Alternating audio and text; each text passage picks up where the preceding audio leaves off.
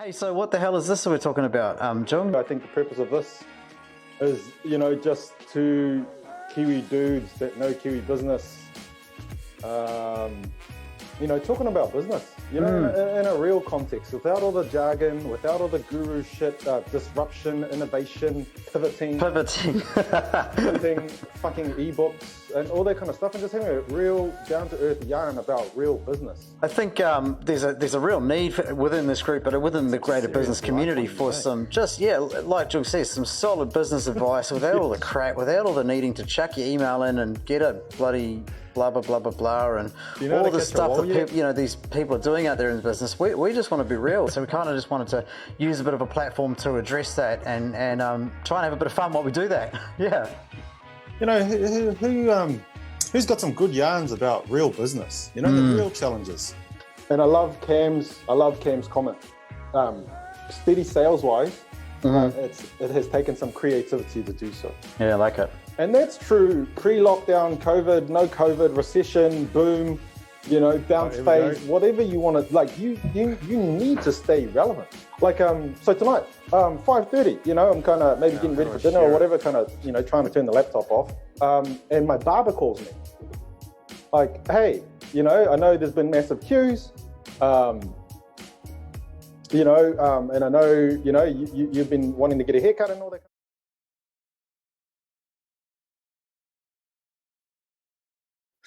I don't even know how to share it.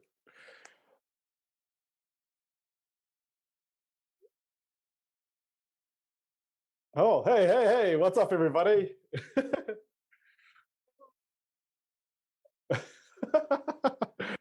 Welcome to the show, everybody. Pretty much the first episode, really, of the public vision. We ran one and a half in a private group. Again, welcome to the show. If you're joining us live, say what's up in the comments. We got some pretty cool topics today. But just to touch on the purpose of this again, right? It's just, two dudes having a good yarn about business. We take live questions on air. And the intention behind it really is just to help grow businesses. So if you do have questions and you want to hear, maybe some real tips, advice, support, suggestions around business, then throw us your comments, etc., etc. Nick's got a whole bunch of experience in real business, and I've got a whole bunch of experience in real business, as well as training lots of organizations, specifically in New Zealand, right? I've probably spoken to literally hundreds, right, and if not seen more pitches, because I come from kind of startup world. So everyone's already starting to log in. I'm working frantically here to get it all working. Hey, Polly's here.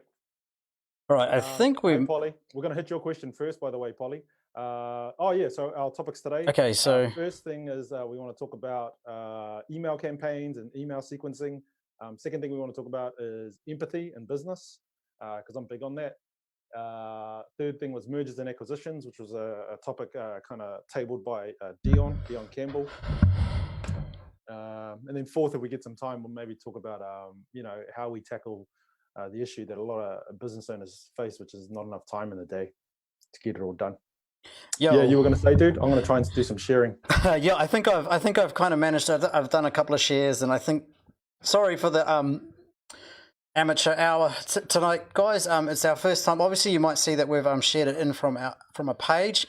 Jung and I had a good discussion this week, and we really realised that we love this community. We love what we're doing within the group here, but we also want to be able to serve more people that aren't a part of the group.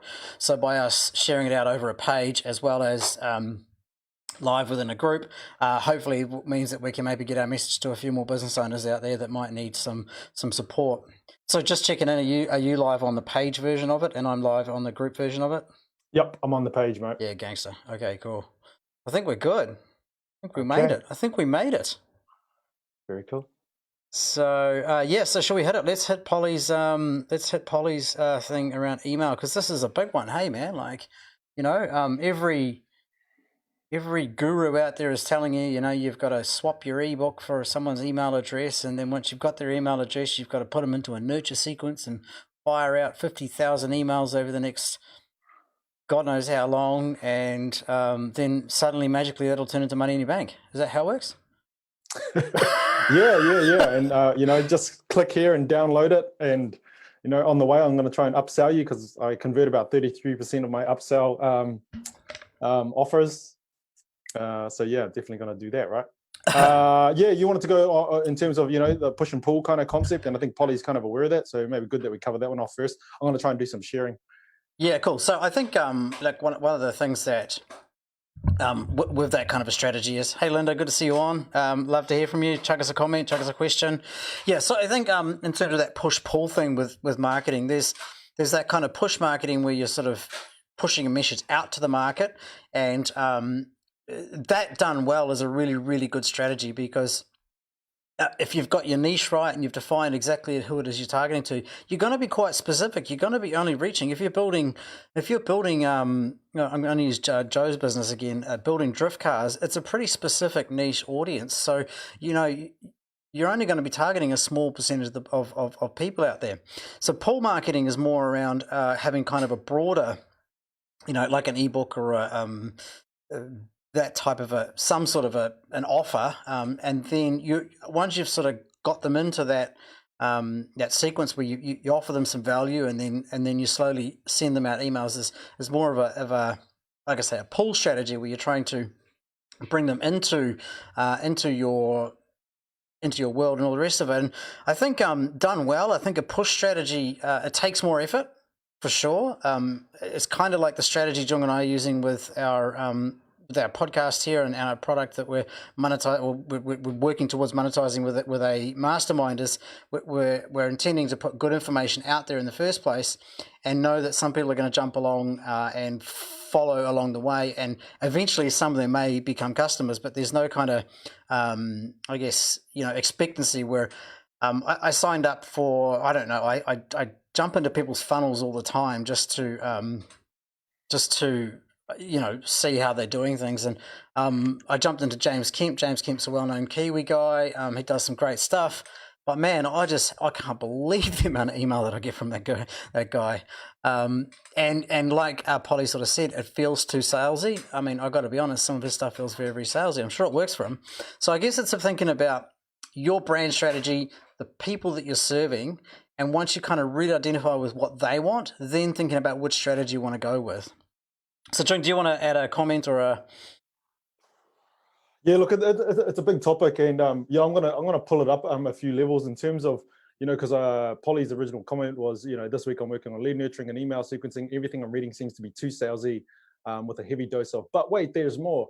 So we'd be interested to get thoughts on how that translates to New Zealand. I know it all depends on tone / manner, brand, etc. But a 6 email long welcome sequence feels too much for me. And where I'm going to go with this, I'm not kind of going to tackle it at a tactical level, because there are so many different tactics, Polly, as you're probably finding on the internet, with all the ebooks and the online courses and stuff that are being thrown at you while you're doing your research. You know, I'm going to come up to probably like a conceptual, philosophical level, man. And what I'm going to say is, you know, yeah, you got to have empathy, but you got to know your avatar. Mm-hmm. You know, and you know, the question I probably have for you, Polly, is what are you trying to achieve? Right? And what you're trying to achieve, I'm going to make an assumption here, is, you know, to build a relationship, build rapport. Yeah. And, you know, to do that, and now we just come back to humans with humans, right? And we know Dan Kennedy is the granddaddy of, you know, marketing and such. And, you know, it comes down to psychology at the end of the day. And so, yeah, you kind of bang on with the whole New Zealand thing, but I wanted to give you a framework that you can use, you know, into the future. And it's like, how do you have a build effective rapport and therefore an ongoing relationship with another human? And first you start with empathy or compassion. You have to understand their situation, understand their context, understand their goals and desires, right? And so I'd say it's avatar dependent, right? And that might sound like a bit of a cop out, but if you do the avatar work, you know, you're savvy enough around email. You know, is it 150 words long? Is it 350 words long? Is it a 6 email sequence, or is it a 12 email sequence? Like, you know, those are the specifics. And if you spend your time there, you just don't know, I'll be honest. But if you come from a conceptual level and say, hey, look, I want to build rapport and I want to build it in a meaningful way, I'll do the empathy work, I'll do the avatar work. You're going to know Kiwis don't want to have 6 emails, and I know that all the marketers out there are kind of saying email isn't dead, but man, I'm ruthless on my email now. If you spam me, if you send me some automated email, because you can tell automated emails, even though they got the hey, insert first name here, in your MailChimp or your Active Campaign or your HubSpot, whatever automated marketing system you use. Yeah, that's it. I unsubscribe, because you're just going to spam me and send me some automated, impersonal, irrelevant, mostly kind of stuff. So at a mindset level, come with empathy, do your avatar work. At a strategic level, again, focus on building rapport and focus on building a relationship. And you do that by delivering value, really. And so focus on that, and whatever that looks like at a tactical level, which is that next level down. And you know this too, right? All the good marketers at the end of the day will say, you got to come up with a hypothesis, which is a bit of a campaign or a 6 email sequence. And then you got to deploy, test, and iterate. And you know that. And so, take that into account. Why they say test and deploy is because they have no idea. No one has an idea, and that's the grandson of direct response marketing at the moment is Russell Brunson. He's arguably the most effective digital marketer in the world right now. And even he's saying that. And so does that help, Polly? Yeah, right. So yeah, just to summarize, right, when it comes to email sequencing, don't focus on how many emails, how many words, do I have banners here, do I have a call to action here, and then have you seen those 4 or those 3 CTAs at the sign off? By the way, when you're ready and you want to work with me, click here to download my ebook, click here to get my book, click here to get my free online course and all that kind of stuff, and again, a builder in West Auckland, maybe they're going to respond to that versus, accountant in Wellington, maybe they're not.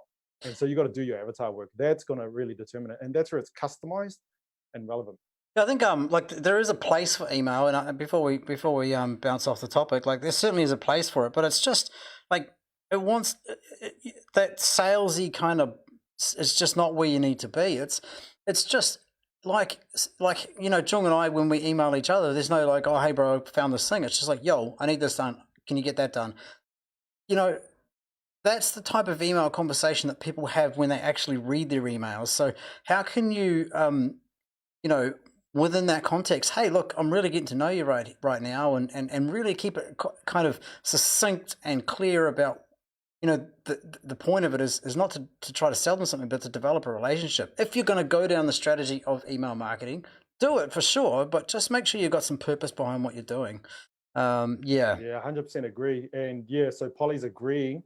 So right, thinking about the avatar, perhaps of the customer and the business owner too, right? And I think, yeah. So your relationship with your business owner, by the way, Polly, because I think you're in some kind of marketing coaching type business. That's right. Yeah, that's right. Yep. Yeah, I forget. So yeah, right. You Polly Williams Limited, they've got to do the avatar work, and then that's your coaching process or your consulting process, right? But yeah, in terms of the customer of your client, which is the market, yeah, you got to facilitate an avatar session. If you're into marketing, then avatar. You download something off the internet. HubSpot's probably got a free download, or they all do, and run through it, right? And then come up with an idea, come up with a campaign that's meaningful to them, right? And yeah, it's like when I message didn't Nick, didn't you put a avatar worksheet somewhere in our group there?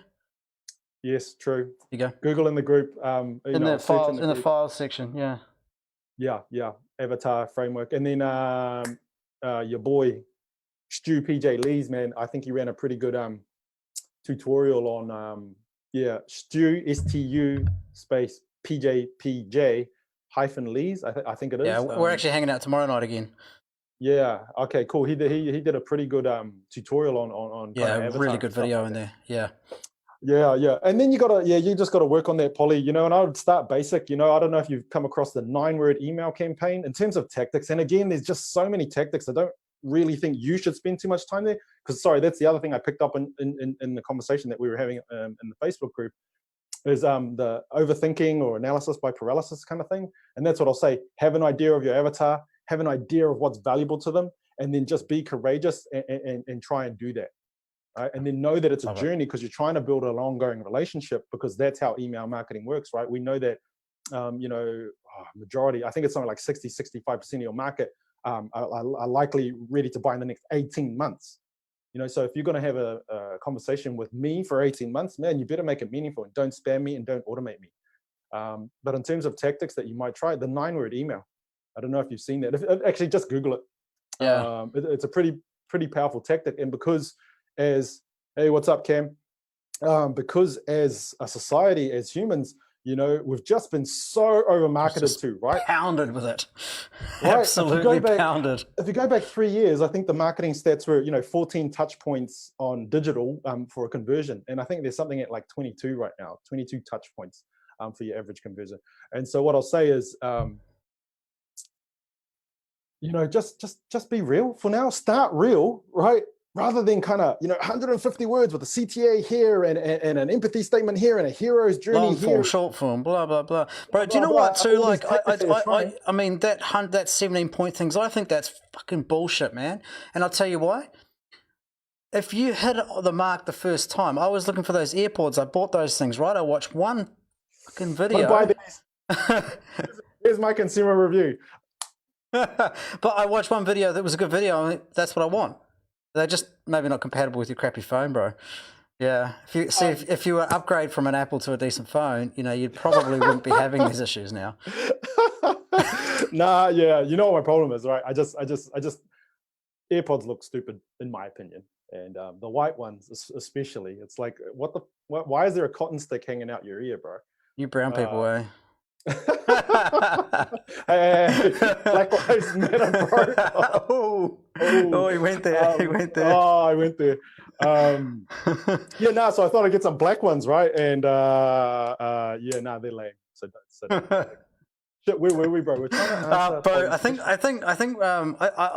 hope that answers the question for you, Polly. And yeah, I agree with you, Dion, about the email market. I mean, look, most of the the big MailChimp and so on and so forth, they do have a lot of that kind of from your email address and all the rest of it. But yes, there's always a spam thing. They always get going to spam. It's just email, dude. It's just email. Like, it is what it is. I've even seen emails from my corporate email to a corporate customer that have got hit by spam filters that are just a direct email. So it's like, it's just some of them going to go through, some ain't. It's just the way it is. Yeah. Look, I think that's a bold statement, Dion, to say the best way to do like anything in business, because there's just so many ways. And again, and I think we all know this around marketing too. Content is king. Mm-hmm. Don't get tripped up. Don't get me wrong, systems and tactics are important, but don't get caught up in there. I strongly recommend, like the 9-word email, when you guys Google it, like you're going to see it's just really effective. Because when I email Nick, I'm not like, hey, Nick, great to see you today. Isn't it nice that the sun is out? Yeah. I was walking down the road and I saw a dog cross the road and it was raining. Don't waste my time. It's a really powerful concept that I thought I should share with all my clients in my community. Yeah. They're like, what the hell, dude? It's just like, yo, Nick, we need to do this tactic. Let's go. Yeah, love it. And so we need to be real. And especially in New Zealand, that's what I will say, Polly. I will validate your theory or your hypothesis there. Yeah, man. Yeah, we're not America, eh? We're a special case down here. They're really susceptible to, I don't know, all that over salesy kind of marketing stuff, right? Give us some feedback, Polly, though. Engage. Does that help? Do you have any questions? Does that bring up some blocks like, oh, yeah, that sounds good, but what about this? I'm going to try and tackle that. Move on. Okay. Empathy in business. Wow. Yeah. Oh. That's a big one. Big topic. Hey, what's up, Mia? You want to go? Or you want me to go? You can lead off. Yeah, okay, cool. So look, I thought marketing, one of the most powerful things, arguably the most powerful thing that you can employ in marketing is empathy. And so I thought it kind of flowed nicely into this topic. Mm-hmm. And that's where I think, that's great, Polly. Great that it was a big help. Yeah, awesome. Get executing then, Polly. Stop overthinking. Yeah. Just do your avatar and get going. Just test and deploy. Yeah, it's okay. It's like it's okay. Like, do you want sloppy success or perfect mediocrity?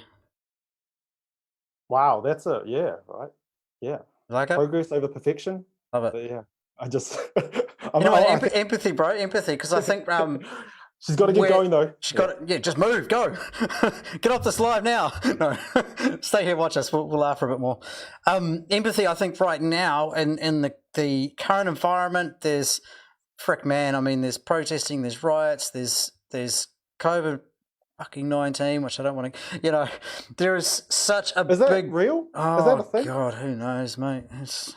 There's such a big cause for or argument for having a little bit more empathy with the way that we deal with everyone in business right now. We're from a corporate level, we've just one of our retailers has been acquired, and the old business has been put into liquidation, and there's some corporate headbanging going on, and you know, it's like, man, I just wish they'd both have a little bit of empathy towards each other, and we could get on with it. Yeah. Yeah, totally. Right now more than ever. And I think I'll look at your community or your stakeholders and I'll segment those out. You know, so you got your market, your customers and your clients, then you got your team, you know, then you got your strategic partners. Those are your three major groups maybe that I'll kind of cover off in this one. Yep. And I think, you know, yeah, so coming off marketing, right? Employ empathy. And how do you get empathy? Empathy, you know, by Brené Brown, or if you Wikipedia it, is the act of trying to perceive the view of the world from the other party's, position. And so the avatar work largely, you know, is an exercise in empathy kind of thing. So, and obviously a really powerful tool for marketing. But I'd even go further than that and say it's probably a really powerful tool in terms of business itself. And yeah, I think why I kind of wanted to raise this, because I'm going to bang on about this, right? It's arguably one of the major ethos of how I do business. Because business, at the end of the day, after all the flipping fucking like tactics, strategies, hacks, all the tricks, pivots, fucking pivots, fuck you and your pivots. Pivot the fuck out of here. Fucking ebooks. Come on, man. Let's do an ebook, bro. After all of that kind of stuff, business is done with people, right? And again, all the greats will tell you, oh, sorry, hey, Polly, yeah, just by the way, actually, anyone who wants to really know some good marketing or good copy, Seth Godin, let's just do a shout out to him. Like, he is the granddaddy of flipping, writing some really effective copy. And that's really empathetic and really effective too. Anyways, you know, so yeah, use empathy in business in general, man. And I'd argue it's right at the start. When you're choosing your niche, when you're developing your product or service, your offering to your market, dude, you've got to consider the market. You know, I'm a plumber, you know, and I want to stay local. Okay, cool. What do people in Titirangi, you know, you got to consider them. Like, what are they willing to pay? They're going to affect your pricing. They're going to affect your marketing and how you market. Do they want a 6 email flipping? No. They want a plumber to turn up without his crack out, mate. Well, come on, they're in Titirangi, bro.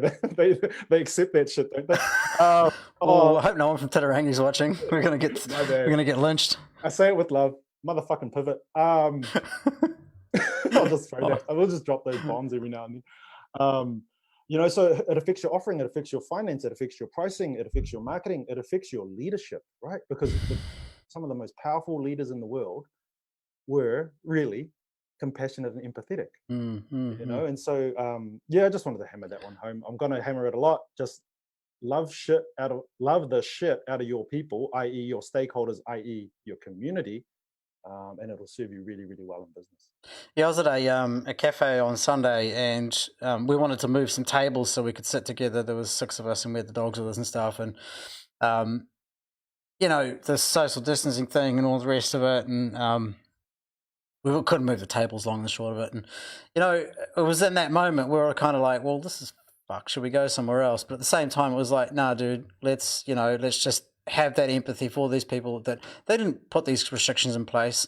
They don't really want to work under these conditions, but they're doing what they can to serve their customers. So, you know what, we just dealt with it. We just sucked it up. We moved the table. We moved to a different area of the restaurant. And, you know, and it's particularly, I think, people in those service industries right now, as a consumer, you need to be really considering how you can give them empathy. People in retail stores, people in supermarkets that have bloody worked the last, 2 months while everyone's been at, nurses, doctors, supermarket workers, courier drivers, everyone, man. Like, love you all. just treat them, how you want to be treated, hey? Yeah, 100%. Yeah, look, so that's pretty much that topic. I'm going to bang on about it. Now I've got a bit of a platform to keep banging on about the power of empathy in business, right? With your team, with your clients and customers, with your strategic partners, with everybody. So, any feedback on the topic from anyone that's watching? Throw us a comment. Keen to hear. How have you in your, in the last month or so, have you engaged using empathy within your own business? I think that's a great question. Yeah, 100%. Whether it's with any of those segments, the market, the team, or your strategic partners. Because if I'm a commercial property landlord at the moment, arguably, and they might not all see it like this, but my tenants are my strategic partners. And how have I employed that with them, right? And then that goes the other way too with me and the bank, or me and the government that I pay taxes to, right? There is a form of a mutually beneficial relationship, i.e. partnership, and how have we kind of all implemented that? Great segue to mergers and acquisitions. Love it. And I think right now, provided it's done with empathy, I think that there's a massive opportunity in this space for anybody who I think really is savvy, is prepared to probably swallow a little pride, a little ego, and actually have open, honest conversations with people that maybe in the past have been your competition or even suppliers, and really see if there's strategies where you guys can double down and create a much more successful operation. So, Jung, what's you've been involved in some of these plays throughout your career? Yeah. Oh, yeah. Trying to think of a specific example. I probably shouldn't even talk about that. But Polly says that she's used empathy, asking my clients how I can help them right now. Yeah, perfect. Yeah, and you made a comment about have we been talking to your business coach? But no, that's just standard kind of. Go get out there and do that. By the way, Polly. But what I am going to say, right? So that's an example of exuded empathy. And what I'll say is, if you do your homework, right, Polly, you've got an opportunity to preempt the help that they need right now before they even know about it, right? So as you know, in marketing, there's known pains and unknown pains. There's known gains and unknown gains. And what I'm saying is the avatar work is going to enable you to proactively preempt that and offer them some help that you probably already know 80% with 80% certainty that they need. It's like this podcast. We had no flipping idea, right? Yeah, that's why we're asking you guys every week. What do you want to hear about, right? Yeah, and I think we did some work and we said, hey, what do Kiwi business owners need? Like, they need somewhere to, like you said, Polly, someone to kind of sense check, even if it's just a sense check, right? Or just some dudes that are actually talking about business and not using fucking words like fucking disruption and pivot. We need a bell that goes off every time. Oh, poor pivot. I feel bad for pivot. I don't hate on pivoting. It's just, the how people have overused it, and this whole thrive, don't survive thing. Like, I was saying that, like, man, if you go back to some of my videos, like, it was pre-lockdown, I was talking about, hey, don't plan to survive, plan to thrive. And then, like, 2 weeks in, I was like, buzzwords. I can't do that anymore. Yeah, buzzwords. Because they've shat all over it. We're going to come to Linda's comment, but okay. Acquisitions, mergers and acquisitions. I'm going to come up from an economic perspective, right? And we know that the economy moves in cycles, typically kind of 10 to 15 years kind of thing. And from an investor point of view, you kind of want to buy at the bottom and sell at the top, right? That's kind of maximizing your gain, let's just say, or your profit, I guess. And so, what I'll say is, if you're in a position, right, and well done to you, if you are in a position where you have excess capital, essentially, whether it's equity or whatever, how you want to call it, if you've got excess capital and you're in a position where you can acquire someone who is not in that position, right, and they've largely probably carried too much debt, coming into this economic Shift. situation. Shit. Stay so pivot. Yeah. Stop talking about how much you love Jacinda too. I can hear you low key. Homies, mate. We're homies. Yeah, throwing love to her. We're homies. She's all good, man. She saved many lives. No bite. Right, and then yeah, that's great, right? And in terms of a strategy, look, and again, like I'll say, like, why do we need to wait for a fucking recession to employ these strategies? That's always a fucking good strategy. If you can, right? And by the way, I don't think it's a taking advantage thing, right? And I don't even necessarily think it's a taking empathy thing. But yeah, straight up, some business owners, they're up the fucking shit and they need a way out. Yeah, and if you can help them out by giving them $1 for their asset that's probably worth $10, you know, is again, it's not an ideal scenario, but you're probably still helping them out, right? You're feeding their kids, you're paying their mortgage, you're paying their staff that are feeding their kids or paying their mortgages. So. Yeah, I think even on like maybe on a little more of a macro level, you know, like I'm just going to ad-lib this as a case study, but let's look at, say, maybe a barber who's sort of, and obviously right now they're probably pumping, but maybe just, you know, a little overcommitted, a bit big of a... That's that pillow period, by the way. A bit big of a space. Yeah, we're in the bounce, as we discussed, which you don't like to call it a bounce, but, you know... Yeah, it's a bounce. You know, maybe overcommitted on space, but, you know, also knows another barber down the street who's maybe in the past been, you know, someone that you consider competition, but saying, hey, look, dude, how about we team up? We kind of move into the one building, we split a bit of the cost, and try to put it all under one roof, and we look at a different shareholding arrangement, but then we've got all your customers, all my customers together. Or same scenario for the similar business. Why don't you go around and get to know all of the barbers within a you know, say West Auckland or you know, an area like so, and can we put together a buying group? Can we start to operate under the same brand? And I know that Barbershop Co is one that's done it really, really well, and they're advertising heavily right now for franchisees. So they're actually looking to aggressively grow during this market. So, and I'm not that I'm singling out barbers or anything like that, but it's just an example that people can relate to. But it's just a difference in framing of the way we look at the challenge of how am I going to pay such a big lease? Because we're looking at like, how can I do it all myself? But how can I partner with, or who can I work with to share some of that burden? Could certainly be a very, very good way for you to start to grow your business. And as I say, you know, like Jung says there, there could be someone who, yeah, literally is just struggling to stay in business, and you may have to come up with some sort of a deal with them, even vendor finance over time, pay them out over time, but you acquire their database and some of their equipment and help them out of their lease or whatever. That's a good thing. 100% agree. You know, and again, the in terms of the tactics, guys, there's lots of different ways you can do it, right? And yeah, to answer Dion's original question, you know, well, yeah, first off, yeah, mergers and acquisitions. But again, I don't give a fuck whether you're in a recession or not, man. It's just, it can be done well. A really effective way to grow your business and their business. I mean, you look at fucking Instagram and Facebook, you know, WhatsApp and Facebook. Yeah. Yeah. Shit, I can't even think of all the things that bloody Amazon's bought, right? Oh, yeah. They probably just Google. An algorithm. Yeah, Google, right? They try to call themselves Alphabet because they're going to fucking buy all the bloody companies in the alphabet. Anyway, yeah, but mergers and acquisitions, yes, good strategy, always a good strategy, by the way. Empathy, always a good strategy, by the way. An acquisition is where you pretty much outright buy them, right?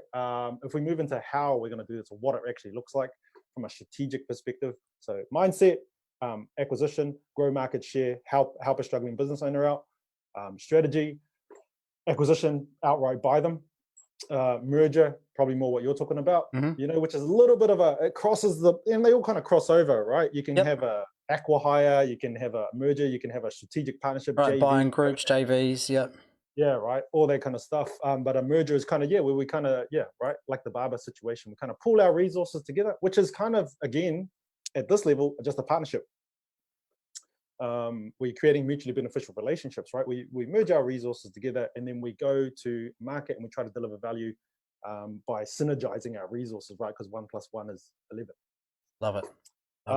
Yeah, mergers. What I'll typically say though, right, for smaller business owners, you know, that don't have access to that kind of capital with an outright buy or even can entertain the idea of merging. One really simple way that we can do it, now we're going to the tactical level, is just have a look at their goodwill, right? Especially if they're a services-based business. Really what you're buying, the future earnings, right? Yeah, right. Apart from all the kind of physical assets or the tangible assets, and again, in a service-based business, is going to be very minimal of those. You're kind of buying a database or an email list. And yeah, their future earnings, right? And then I don't know if you've seen the rule, Polly, but they pretty much still are saying, if you've got a reasonable email competency in your business, then every email on your email list is worth $1 a month. Hey, so you got 10,000 emails, you got $10,000 a month. I got one email. Got a buck, mate. Rich, got a buck. You're rich, mate. You're rich. And then we should go back to some of those empathy comments because they were. Yeah, I was going to say, did you want to, before we shift to our last point, do you want to just we'll just recap? Oh, does that help?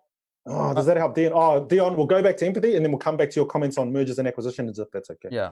Yeah, go. You hit the comments. So Mia says, yes, it's my favorite form of marketing. What's the difference between empathy and vulnerability?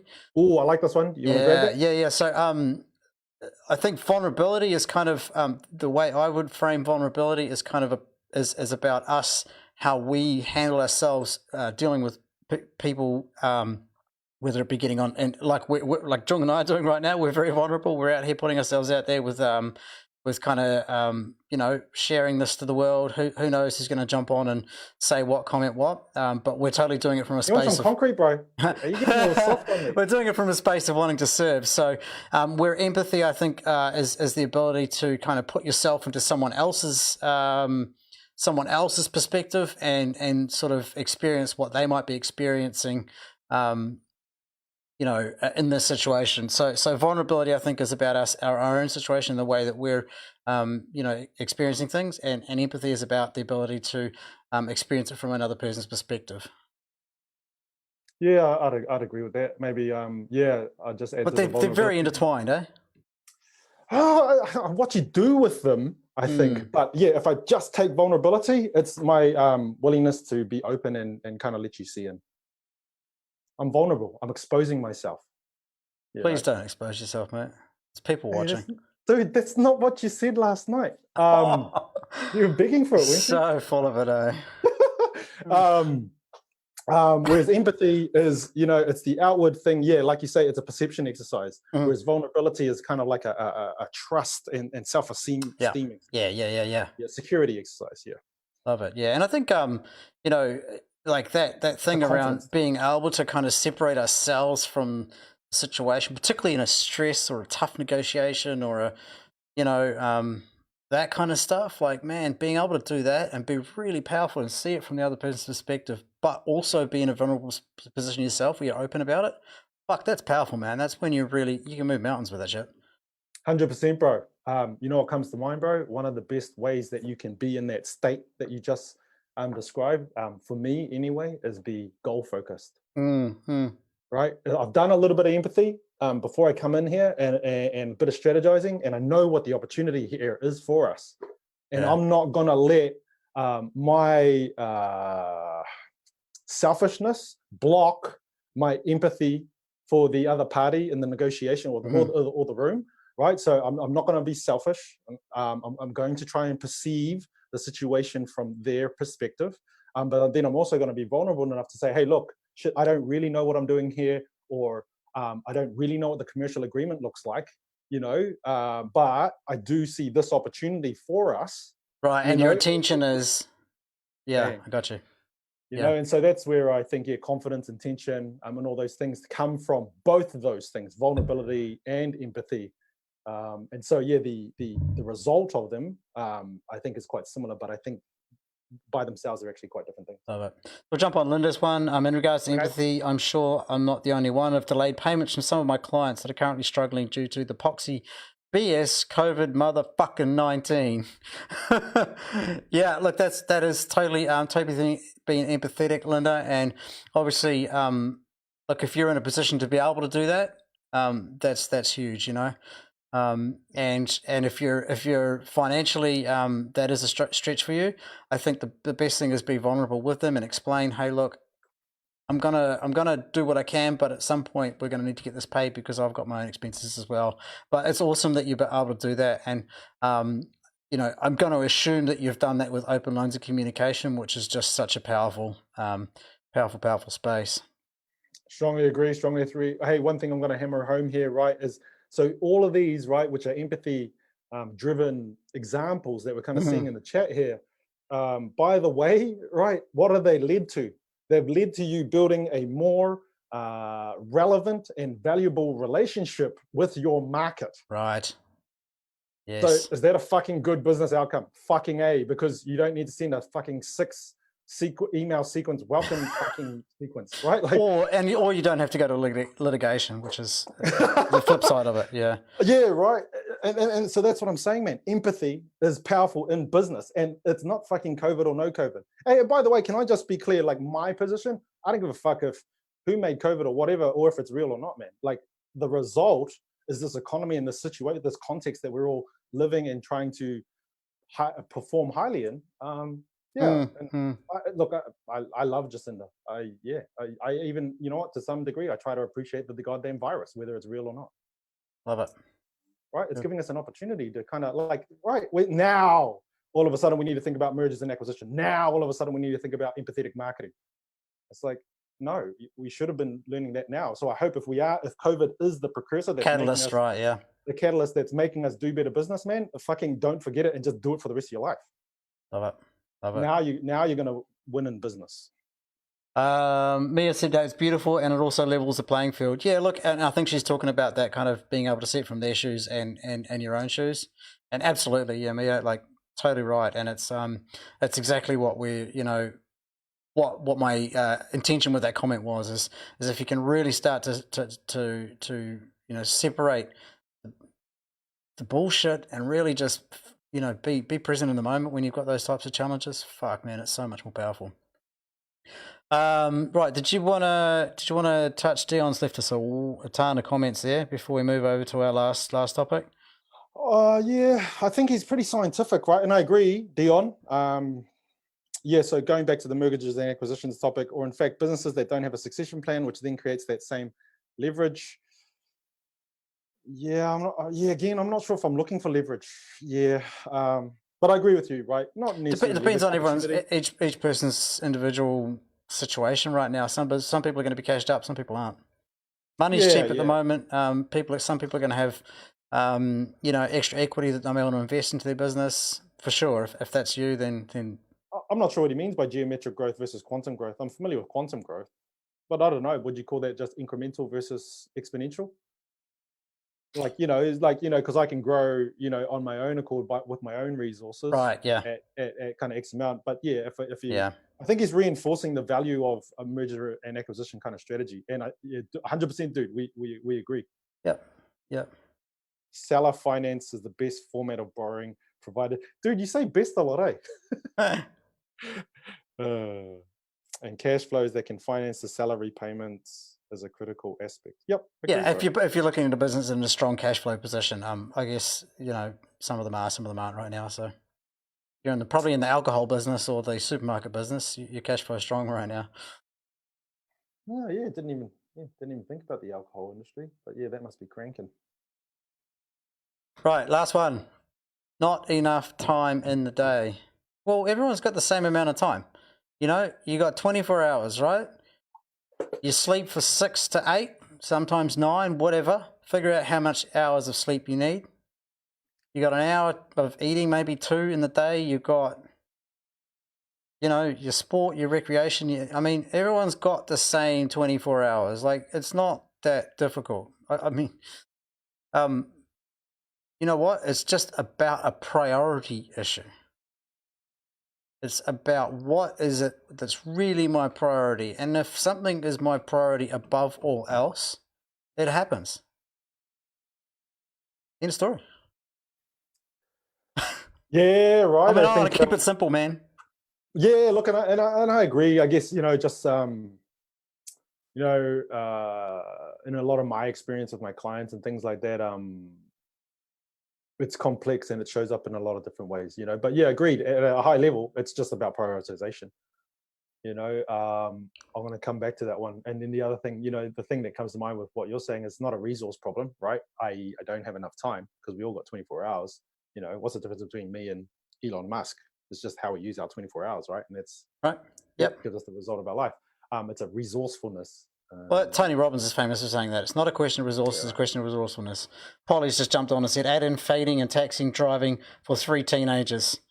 Yep. Right. And so this is what I'm saying, right? And it's about, as we go into these different contexts throughout our day, yep, it's about that prioritization, brother. Yep. And so, you know, you can, right. I think, well, that's and that's a very noble priority to have. So not taking anything away from that. Oh, 100% agree. Yeah. No, and that's what I think is, well, where I was going with that is, you know, I think conscious people, they know that their business is a subset of their life. Mm-hmm. But I think what happens is, right, when you're in business, and that's where you spend most of your awake life, you just get swept up in the to-do lists, or the fires you got to put out, or the people problems that you've got to manage, you know, all the strategic items that you've got to do. Actually, a lot of people will comment that, you know, I'm stuck in my business and I can't work on my business. Yeah, and I think that's a question of what's that thing where you know, can you delegate, can you delete, or do you do it? And getting really good at that. You know, you and I have been working through stuff with putting the mastermind together, and there's things that we've gone, actually, like, we want this done, but right now it's not a priority, right? So we've had that discussion. We've gone, frick, man, we'll just get something started, and later on down the track, we'll make this more of a priority. Things that what have we, so I'm just thinking about the photo shoot that we're talking about getting done, you know, like we got something done. It wasn't perfect, but it was good enough for us to get started, rather than, you know, trying to we'll get a nice one done down the track. It's not a priority right now. What have we delegated? So my one's good, right? We just got to fix yours. Yeah, it's the iPhone thing, man, you know. Yeah, dude, yeah. And this you know, this is just not my photogenic side. No, but then you know, the logo. Can't polish a shit product. Can't polish a turd, bro. Mate, you do all right every morning. Nice. So the logo, right? The logo is an important part of what we're doing, but it's delegate. Neither of us are graphic designers, so it's been delegated. And then getting the Facebook page up and running, that was a do, because it needed one of us to sit there and do it. So that was one that we did. So those 3 examples there, I hope that kind of helps on some levels to explain that those 3 there. But expand. I think we're going to wrap up soon. So anyone who wants to throw out any questions or any kind of comments, man, hit us. You know, you know what? Throw some shade, man. Like I want to hear some disses for either myself or Nick. I'm just talk about his haircut. Dude, this is U.S. military issued. Don't you have to be tough to be in the military? Yeah, exactly. You didn't know. You didn't, because you're not in. Oh, right, you're not in the military. No, okay, right. cool. I wonder why. Polly just said, yeah, as a working mum, it can be hard to prioritize sometimes. Totally. And it might just be a matter of, you know, for you looking at the priorities you've got and really ranking them, you know, 1 to 5, which is the most important, which is the least important. And that's what I'll say, man. Like, take the time, you know. And I'm gonna jump out of business a little bit and just say, you know, Polly, I strongly suggest, you know, you prioritize you first, right? So that's your eating, drinking water, sleeping, exercising, journaling, gratituding, meditating, prayer, you know, whatever it is for you. Prioritize that shit. So take some time out of your life. Start planning your calendar. You know, jump in your Google Calendar. Take your Google Calendar to your meditation room and start putting those things in for you, right? And then I think probably priority number 2 is the family, right? Because the business, why I leave the business till last in this situation is because you know that there are smarter ways and more efficient ways that we can do things, and there's systems that we can employ, like delete, delegate, do, right? You know, and when we compress that time, it can force you to be more efficient with the time that you do have in the business, right? And that's the whole, one of the motherfucking benefits of being self-employed, is that I can be my own boss, work the hours I want, have flexibility, and still make $1 million a month or whatever the fuck it is. You know what I mean? So jump on that. Oh, is someone yeah, what are you laughing at? What are you saying? Oh, no. I just something just popped into my brain. I had a conversation with a lady just before lockdown, Melissa, at the NLP course that I did. And she, she come to realize that she was also doing this, like, oh, I want to build my business, and this whole thing in her head about, I don't have the time, I've got the kids. And then she just realized, actually, no, like, well done, Kerry. 4 o'clock is the time that I stop working. And 4 o'clock is the time that I spend with my 7-year-old daughter. And like, she says now that she's actually drawn that line in the sand, she's actually more productive in those hours that she's working because she's got a time of the day where she must finish to go and do what's a priority for her. So I hope that offers a little bit of insight value there for Polly. So I just wanted to share that. It popped into my brain at that time. So yeah. Yeah, no, really, really nice, right? Again, and it's a beautiful thing when you take care of yourself, the human, and looking after your loved ones, your very close loved ones. They're in a close proximity to you. There's something that kind of gives you more power, gives you more focus. So it's a beautiful, virtuous cycle, positive cycle. Right. So shall we? Kerry. Well done, Kerry. I learned a while back to timeline your working day around your family. Yeah, agreed. Yeah. Yep. I think that's us. We'll wrap it up. Yeah. So if anyone has been watching, send us a comment on the thing. Send us a message. Tell us what you like. Tell us what sucked. We want to really make sure that this is about you guys that are watching, and we want to make sure that you get the most value out of what it is that we do when we come here to do that. So the more comments, the more feedback we get, the easier it is for us to offer more value to you guys. You got to sign off, what would you say to business owners right now? Or what would you say to business owners right now, John? Oh, nice throwback. I'll catch the wall. Oh. That's how you catch a wall. The shitty version. What would I say to business owners right now?